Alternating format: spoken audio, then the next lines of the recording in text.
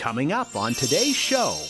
Can you actually utilize all the spaces in your home for their original intended use? So, do some people just turn a blind eye to it and say, that's not me? Or what? Talk about maybe some of the situations like that where maybe it's not quite as obvious. That the definition of hoarding in her situation was that she was collecting, but so much of her collections were simply in boxes and were never being pulled out and displayed.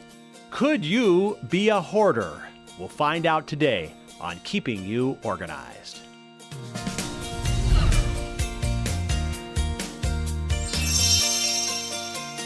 Hello and welcome to Keeping You Organized. Today we're going to talk about hoarding, but we're going to talk about hoarding from a little bit different angle than we normally do, because we're going to talk about whether or not you might be a hoarder. You're saying, well, how would I know? Well, we're going to find out. We're going to bring on Julie Ulmer from Minding Your Manor.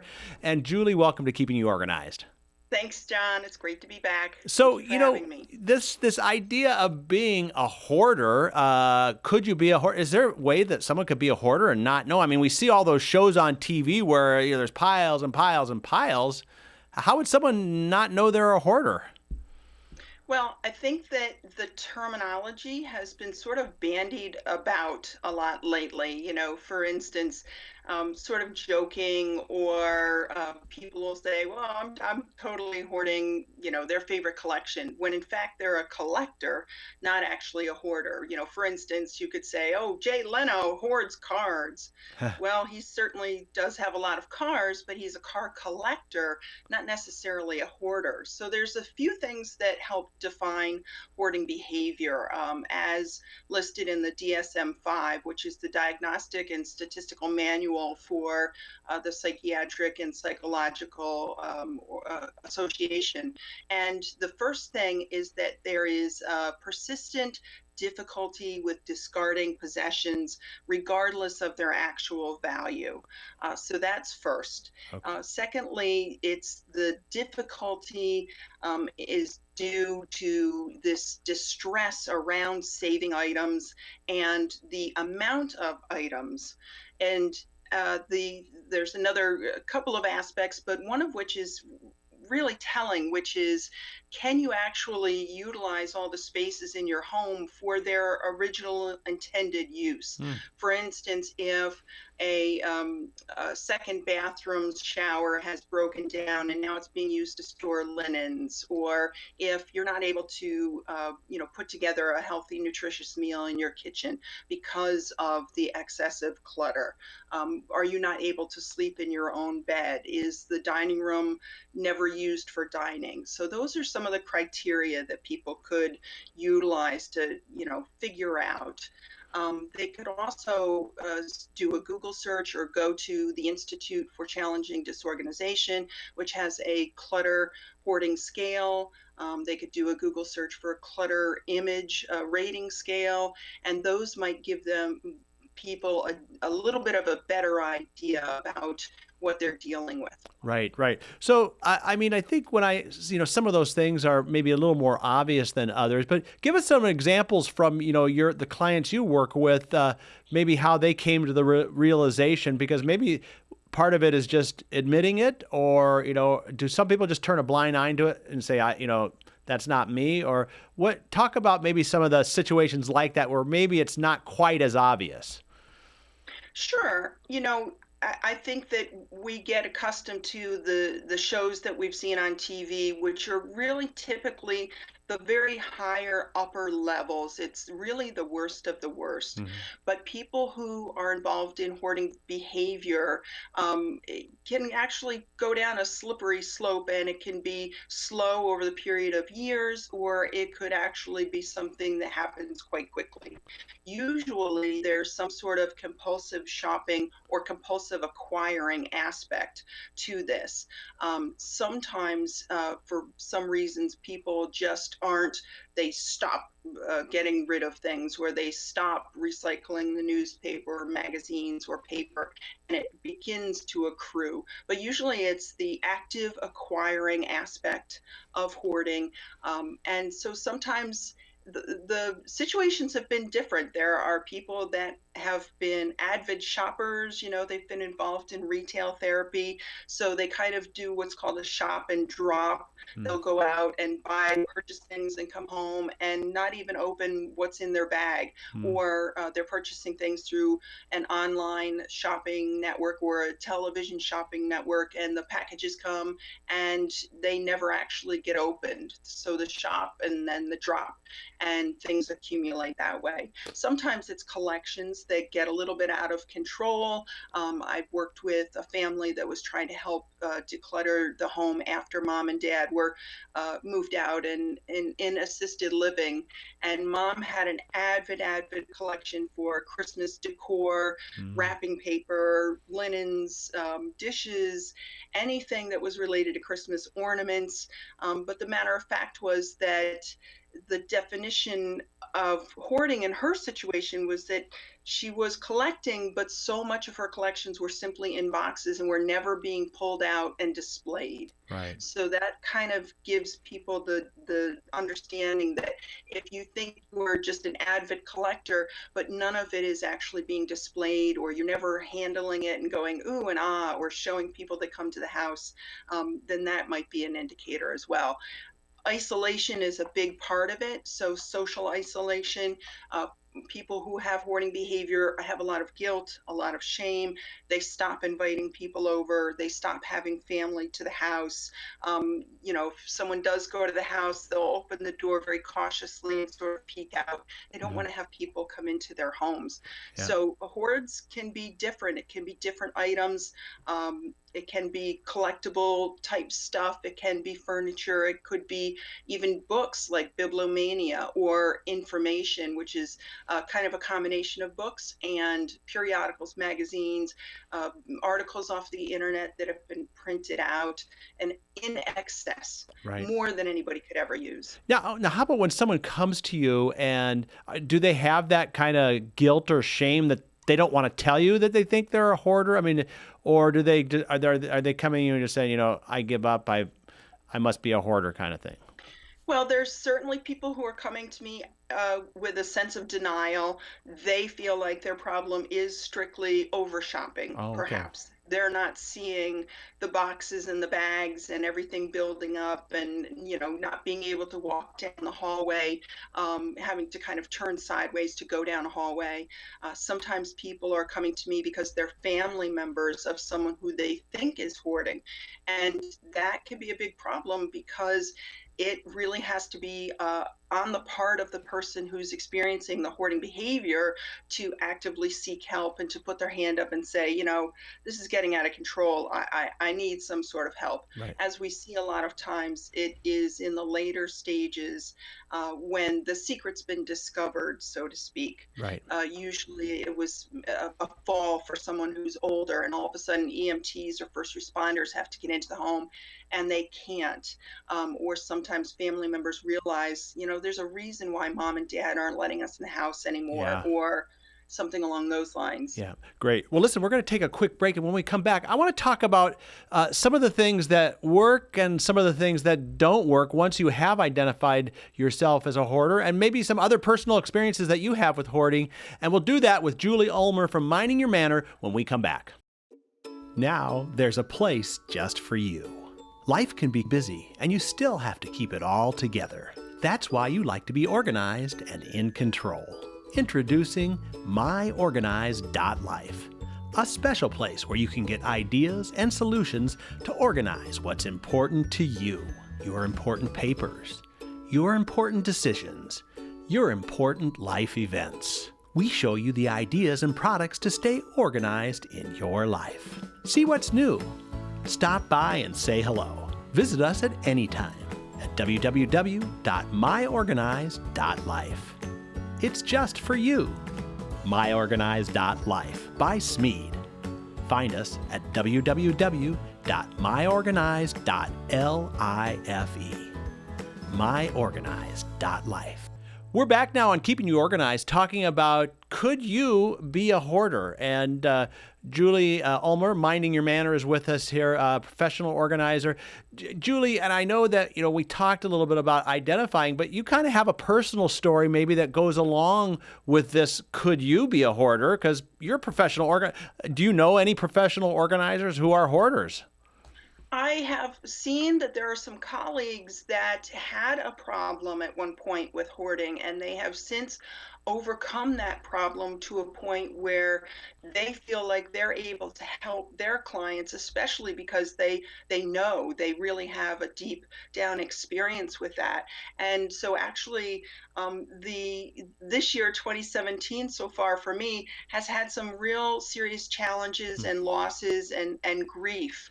And one of the things that I like to tell people is that if I weren't better aware of my own limitations and my own mental health status, it could very well turn poor, Mhm. over the period of a year or two or 5 years even. What's transpired this year that has been sad for me and a bit traumatic for me and a bit of a loss, I could internalize that and not work through the grieving process.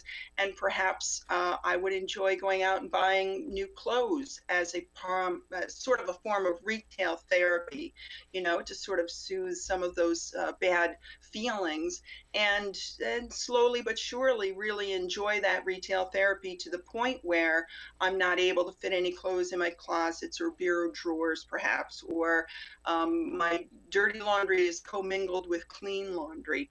So I recognized after one of the last traumatic events, my mental health, I felt needed some sort of exterior help. I needed a professional to help me work through the grieving process. And I realized that even though I'm someone who enjoys minimalism and who likes to live a simple life and eschews consumerism or excess consumerism, that it could very well be that if I wasn't getting the kind of help that I needed, I could turn into a hoarder just as easily as anybody else. I like nice things. Right. I like old things. I like nice clothes. There are fun things out there in the world to have. Could I transpose some of my grief or my feelings to actual items? Could I kind of cocoon myself Hmm. and build walls up around me? So I think it's important for people to know that there are no, it's not gender specific, that people who have hoarding behavior can come from any sort of a financial status.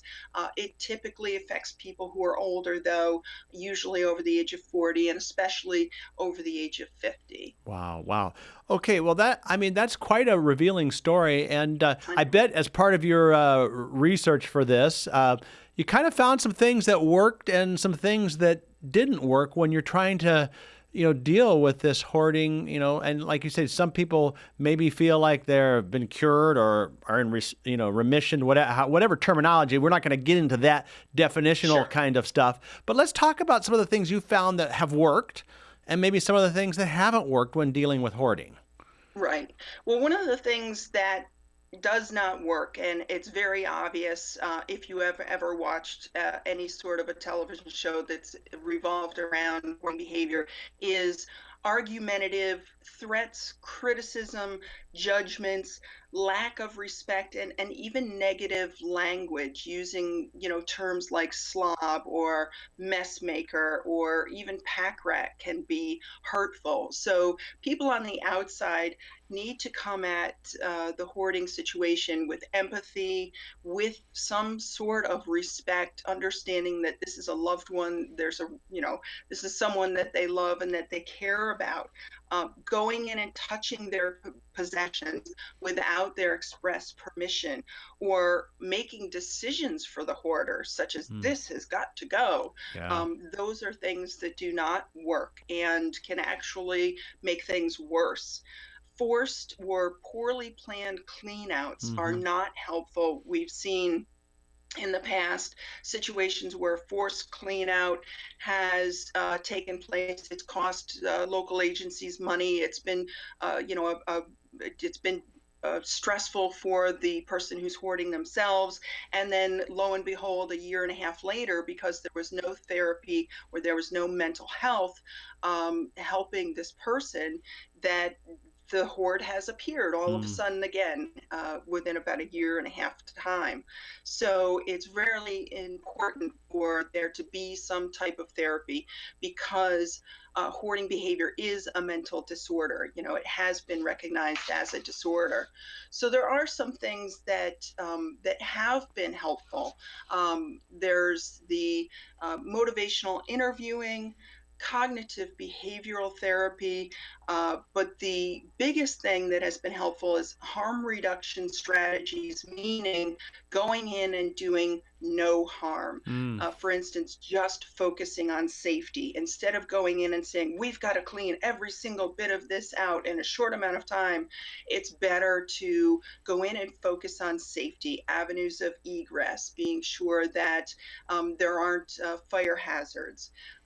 So education and awareness about compulsive hoarding is really key factors right now here in America because the baby boomer generation and the senior generation, people over the age of 65, that percentage of our population is going to greatly hmm. increase over the next 30 years. So Yes. it's something that's not going anywhere anytime soon. But if we can intervene early and if people can help to self identify tendencies or behavior on their own and possibly seek out help, like I did, Hmm. raising my hand and saying, I need help with this trauma. I need to talk to somebody. Then hopefully we can, curb the incidence of the higher levels of the very severely cluttered homes. Right. Well, let's talk as we wrap up here. Just if someone wants to work with you, because obviously you're in this industry as a professional organizer, but you also have this appeal to probably a hoarder and have worked with many hoarders. How would you work with somebody? What does that look like when you first meet them and that kind of initial conversation? Right. Well, the first thing that they need to know is that there is no judgment and there is no bias on my part. I'm amazed at anybody that can, put their hand up and say, I do need help. I feel like this is getting out of control. Or their families who are saying, we want to help our loved one, but we want to do it in a healthy way, in a safe way. Hmm. So it's important for them to know that. And then I kind of have to let them do a certain amount of the leading. For instance, when I go to their home, camera is an absolute no-no. I'm not taking any pictures necessarily for any, social media purposes or what have you. Although I will say this, sometimes someone who thinks that their problem isn't as bad as it is, when they've looked at pictures of their environment, they've been surprised and all of a sudden realized their own clutter blindness. Mm, But it's important for me to sort of let them lead. There may be some areas that they consider off limits. Oftentimes, we're looking at harm reduction first, meaning let's make your home safe. right. Let's not worry too much about, trying to get rid of your excessive collection or what have you. Let's work on safety first, making sure there aren't any trip hazards or fire hazards. Like I said, Right. could an EMT get into the home if they needed to? Right. Is there a heavy content to the home as the first responders refer to the home? Right. And using respectful language, trying to be respectful of their space. I don't touch anything until I have express permission. And even then, we go over every little thing as we're working along, Right. so that we're building trust. There's a lot of trust building that has to take place in order for someone to go forward. And I really prefer to work with people who are in therapy or are seeking some sort of psychological counseling Okay. because that's key. Otherwise, the recidivism rate is extremely high, and Wow. we want to move forward, not one step forward, two steps back. Right. Okay. Well, let's. Do you do the virtual assistance, or is it just mainly in your local geographic area? I can do virtual assistance, and one of the things that I think is going to become important for colleagues who do work with the hoarding population, is acting as a consultant and/or as a navigator for families and for those who hoard, because it's something that responds well to collaborative therapy, meaning a team. Hmm. It takes a village kind of a thing. So, virtually trying to help people who can access local agencies or groups or support groups that can actually they can go to in their community and or through national groups that may be of benefit to them, Awesome. but definitely local. Great. Well, Julie, how can people get a hold of you then? Www.mindingyourmanor.com. They can email me at julie@mindingyourmanor, and of course, connect with me on social media. Most of the platforms I'm on either as Minding Your Manor or Julie Ulmer. And I certainly welcome anyone's input or questions or queries if there's anything that I can do to help people as they're trying to help another individual or they themselves are looking for some sort of resources. At least I can direct them to resources. Awesome. Well, Julie, thanks again as usual. We have a lot of different podcasts with you in our archive. So people, if you go to smead.com/podcast, just scroll through some of the shows, you'll see we've talked about cooking healthy meals and all kinds of things. But this is both a personal issue and one that a lot of people are wondering, could they be a hoarder? So I think we've given them some good basic information on how to assess that, and also I encourage them to get a hold of you as well. And then, folks, I encourage you to come back next time on Keeping You Organized.